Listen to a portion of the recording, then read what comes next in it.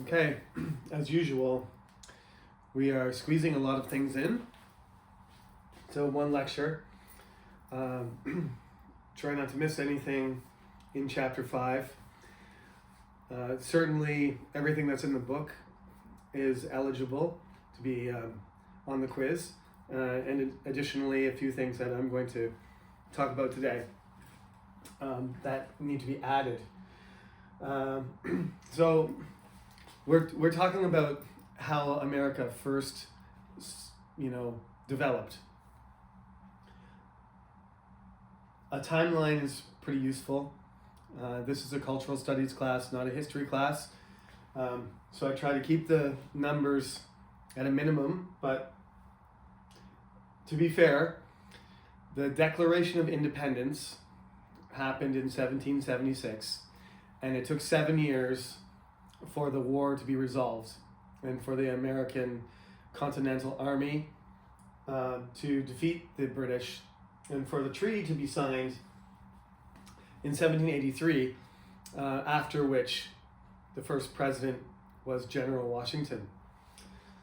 Remember to read about Washington and Benjamin Franklin and Thomas Jefferson.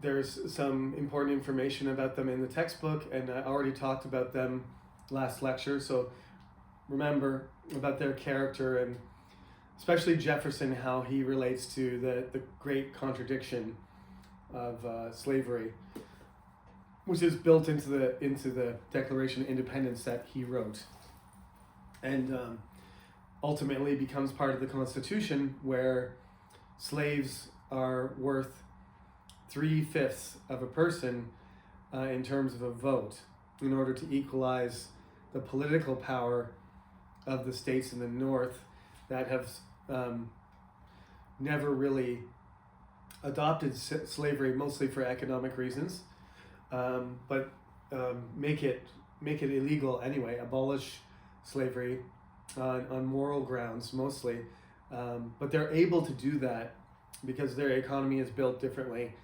They don't have large plantations that are dependent on a cash crop like tobacco, and by the Civil War, cotton. We will be talking in the next chapter in more detail about the Industrial Revolution and how cotton and slavery and imperialism and industrialization are all connected to each other. But we'll save that for another lecture. First of all, antebellum means the pre-Civil War period, so the sort of almost 100 years, but 80 years or so that the United States starts moving westward, and the edge of the United States as it goes, we talked about this already, the sort of the mountain range, the Appalachians, are the first sort of real edge that forms in the 13 colonies. And then once they acquire the Louisiana Purchase during Jefferson's terms, they spread to the Mississippi, and the Native Americans who are in the area that the Americans are occupying, they get pushed to the other side of the mountains, and then they get pushed to the other side of the Mississippi, and then they get continued to be sort of pushed westward over the plains into the Rocky Mountains, and finally the Americans make it all the way to the Pacific Ocean in the West Coast. As the American state is developing, they have to come up with stories to inspire and unify the people under some certain ideas. The frontier is a big part of this. Native Americans inspire a lot of their behavior as well. Davy Crockett and Paul Bunyan are both frontiersmen.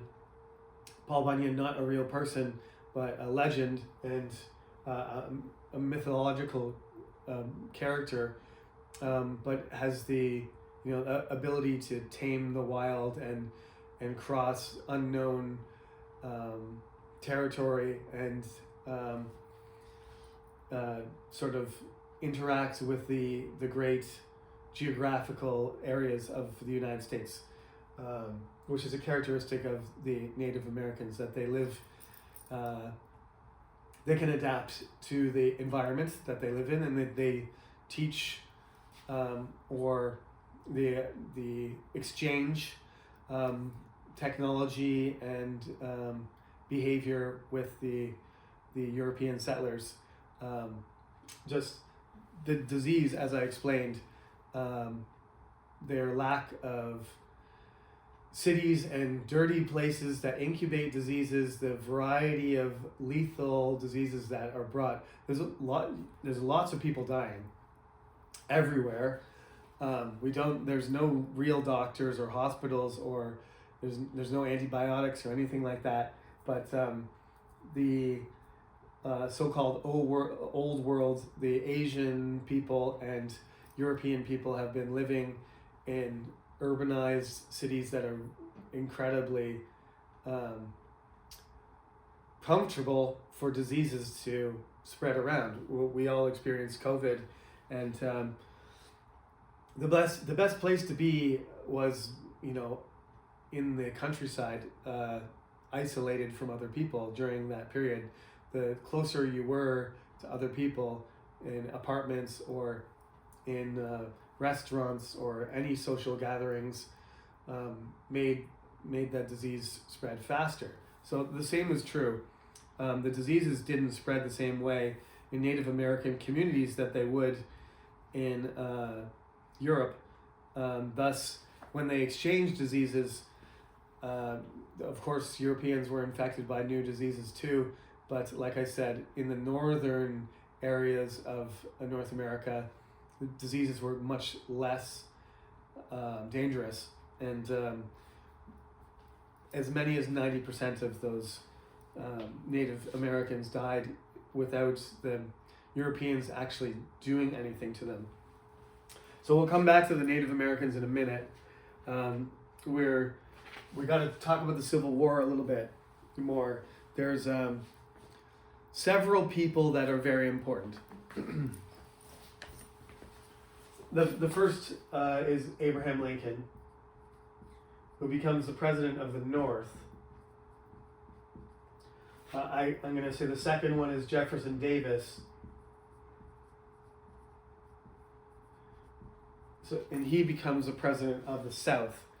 The South is called the Confederacy, and the North is called the Union. They have blue uniforms in the North, and Jefferson Davis, the president of the Confederacy, his soldiers wear gray. Abraham Lincoln was never a soldier. He was a lawyer, and he was very tall, and everybody knows what he looks like because he had a distinctive beard, the top hat, his dress style, and very, very good speaker, very, very articulate, very intelligent. Jefferson Davis was a soldier, became a politician. Of course, he was supportive of slavery as the leader of the South. A capable leader, but ethically, obviously, I disagree with his position, as did Abraham Lincoln. Abraham Lincoln was in favor of emancipation, which means the freeing of the slaves. The North had a bigger population, a better economy, more industrialized, and wealthier, more productive. They had a lot of advantages.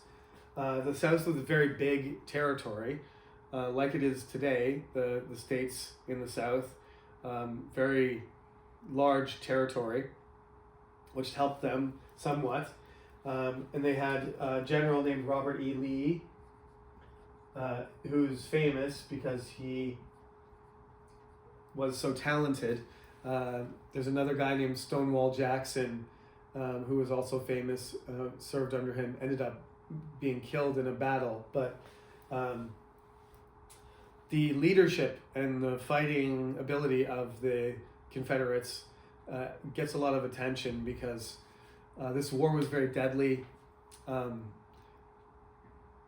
number of people that died. There was over 30 million people in the United States at the time, and the proportion of people is never, the amount of death in this war has never been duplicated.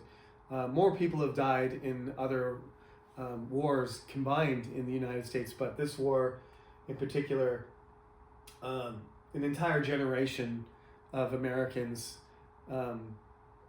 fight each other, and many of them die.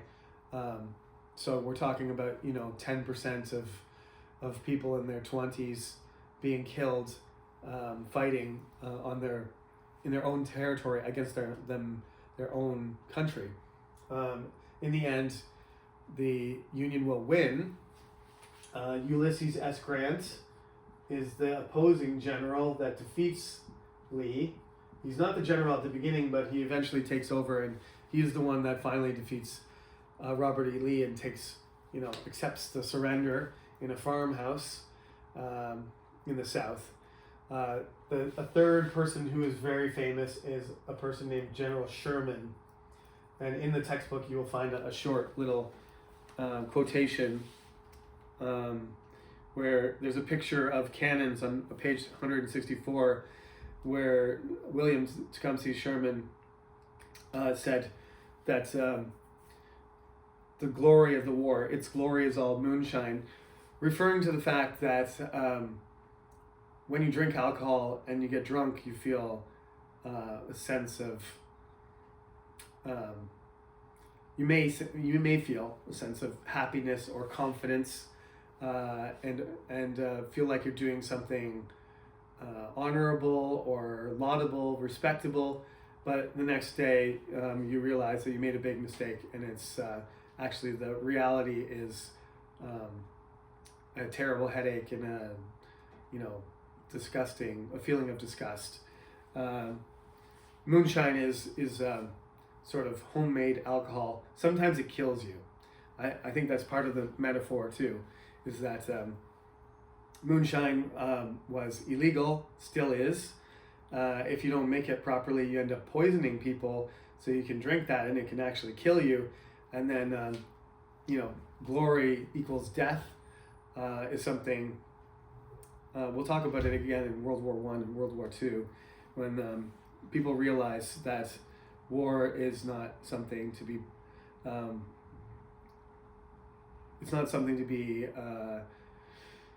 anticipating, not something to be looking forward to or to join with enthusiasm. It's actually, the reality of war is very, very dark and terrible. So that's Sherman's quote. They made the tank. The Americans made their tank, named it after him. He went across Georgia, destroying everything in front of him, all the way through Atlanta, and basically destroyed Atlanta with his guns in something called the March to the Sea. So in World War II, they named the most famous American tank was called a Sherman. Okay. As I mentioned to you, there was a war before the Civil War, which Jefferson Davis participated in. Before the 1860s, there was a war with Mexico, which the United States won, and the territories of California and Texas and Arizona, New Mexico, Nevada, all of them belonged to Mexico, but were turned over to the Americans when the Mexicans lost the war. And immediately after that war in 1849, there was a discovery of gold, which caused Americans to flock, and people from other countries too, to rush into the mountains. San Francisco in particular, famous for its population exploding, mostly with men, when gold was discovered there, people hoping to get rich by finding gold. That's called the gold rush. That's a very important movement of population from the east to the west. People are just skipping the desert and the plains in the middle and just going all the way to the west coast. In between, there are all these people, Native Americans, especially in particular a tribe called the Sioux. It's not actually a tribe, it's a kind of super tribe. The Lakota and other tribes are members of this group. I've sort of put in the textbook several of these larger confederations. You have to read the part about the original Americans from page 172 to the end of the chapter. Okay, so it's about 10 pages.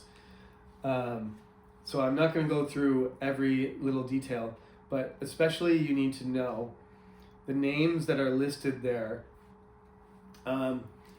Each tribe has their own characteristics, or each group of tribes, right? So the Apache lived in the Arizona, Nevada area. They lived in the desert, and they were famous for their tracking and their hunting and their fighting skill. That's why we have helicopters called Apache attack helicopters. They're named after that group of people.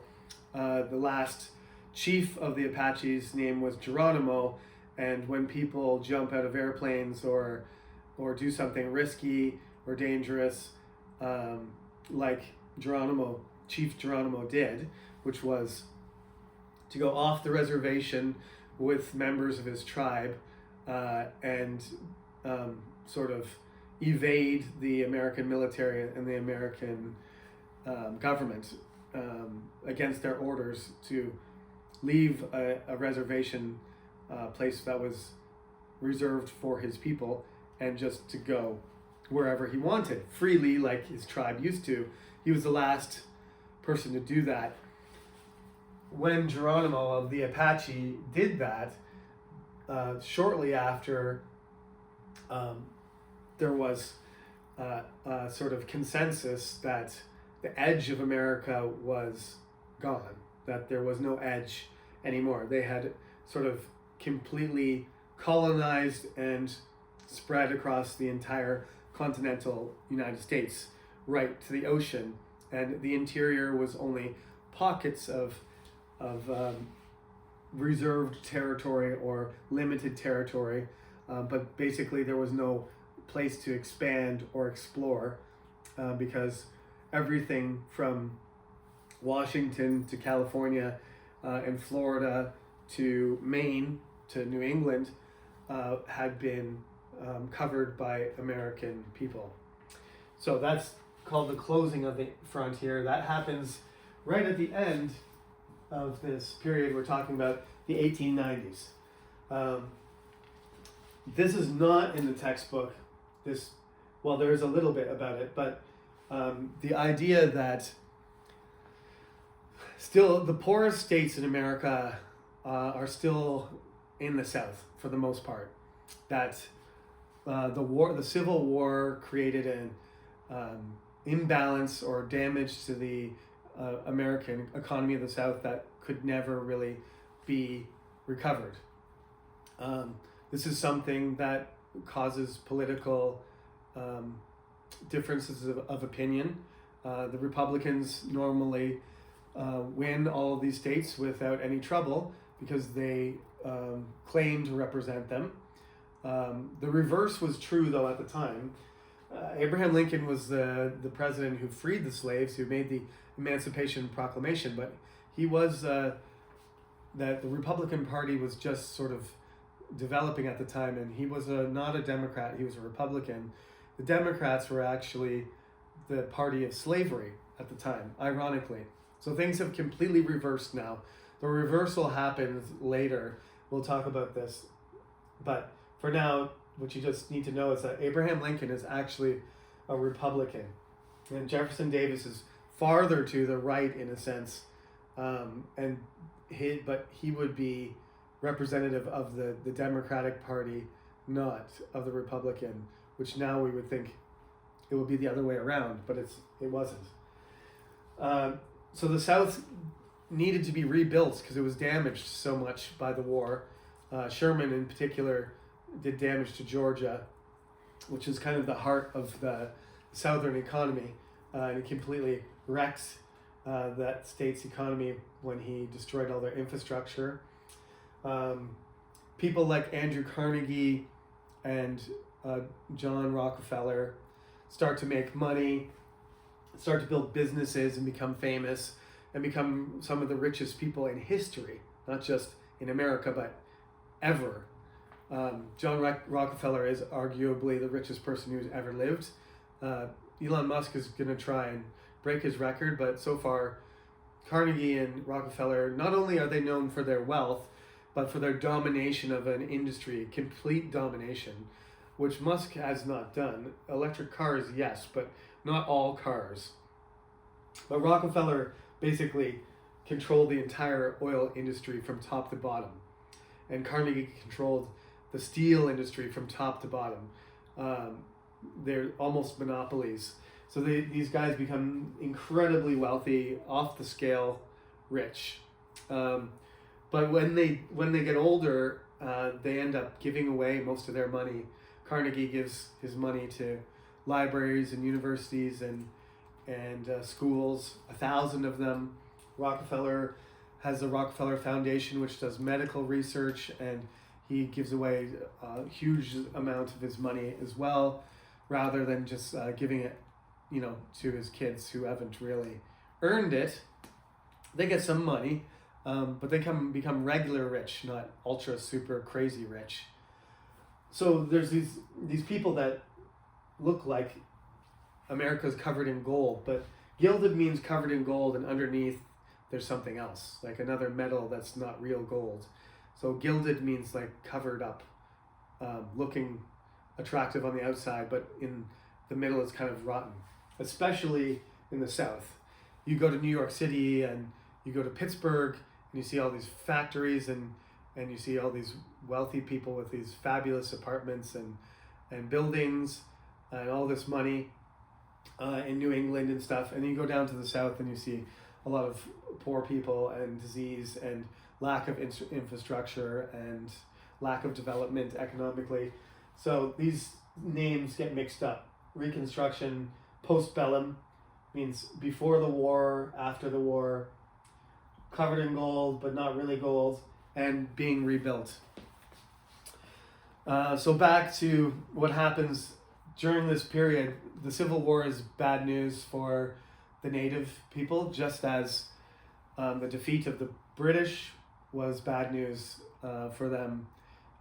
They allied with the British, and when the Americans were fighting themselves, they weren't fighting the natives, but pretty much otherwise they were making rapid progress, expansion across the states and the land, which made their space ever smaller. So in the book, we've got the Arawak people, which is the people that Columbus met in the islands when he first discovered America. The Algonquin people, who were allies with the French, and when the French lost the war in the 1760s, the 7 Years' War, that was not good for the native people either, because the French tended to be more fair and negotiating. They negotiated with them fairly and treated them more as equals than the British or other European people did. So there was a lot more sort of cooperation between them. But when the French were defeated, that policy was changed. They taught for example, they taught the French how to make maple syrup, which is now basically Canada's national food product, along with canola oil and a few other things. The Sioux, as I explained, were warlike sort of people. They were riding horses that originally were lost like wild Spanish stallions, and they re-domesticated them and became better at riding and hunting and doing various things with their horses than the Europeans were, which was remarkable. They're famous for that. they lived in the plains, and hunting buffalo on a horse made it a lot easier. The Apache, I explained about them. The Cherokee were a tribe that lived in Georgia, and they lost, even though they tried to be American and tried to had a newspaper and they had a written language and they tried to become American citizens. Americans refused to treat them like they belonged. And it's pre-1860s, it's in the 1830s where they lose their territory in Georgia, and they are marched kind of with just what they can carry out of their land, and many of them die. That's called the Trail of Tears. And of course, we don't study the Native American tribes enough. I shouldn't end here talking about them, but I will. You can take a look at the map. I know the words are very small, but you can see, there's 100 different groups of people, hundreds, and 100 different languages across North America, and that's not even counting South America too. So, a lot of the millions of people were lost, and a lot of culture, technology was completely erased.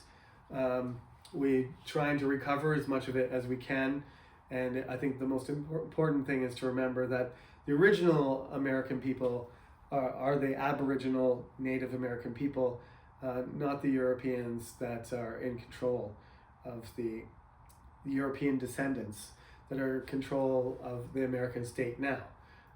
The original Americans were completely different people, ethnically, culturally, and genetically. So we need to respect their rights and remember what they've done, and make sure that the truth is told about how America became a dominant country. Was that there was people that were taken advantage of in order for that to happen. And it's a similar story to most dominant countries at some point did some sort of took advantage of some people in their area, and recognizing that fact. The recognition of the truth is a project that's a current thing in Canada, and I think it should be, something that everybody is interested in their own country as well, about the real history of the culture that your country has. Okay, so that's it. That's the end of chapter 5 and the end of the content for the quiz. So I know there were a couple questions that were ambiguous on the last quiz, and I'll address those two questions in particular on Friday after we do this one. Some students brought up some valid points about the answers to those questions, so we'll sort that out on Friday, so don't worry about that. The contradiction assignment is due next week. It's been fixed on the Cyber Campus, so don't worry about that either. Just prepare for the quiz, and I'll see you on Friday at 11. Thanks for listening.